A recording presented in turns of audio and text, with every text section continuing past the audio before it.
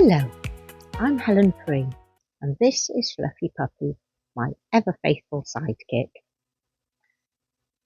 I've been teaching and designing crochet for around 30 years, and I started Rainbow Valley back in 2011. It has been a wonderful mix of teaching, designing, and sharing my love of yarn ever since. This project didn't actually start out as a cowl.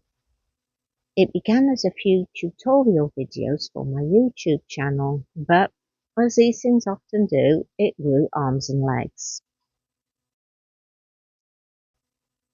As I didn't have a cowl planned for 2026, it felt natural to bring all of these videos and stitches together into the Build-A-Bag workshop.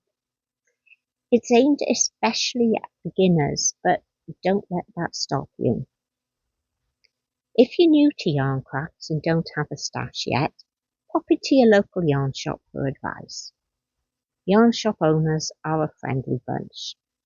We love helping people start their yarny adventure.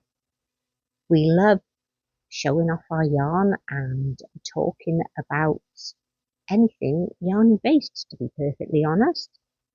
And we'll always admire your finished makes when you bring them back to show us.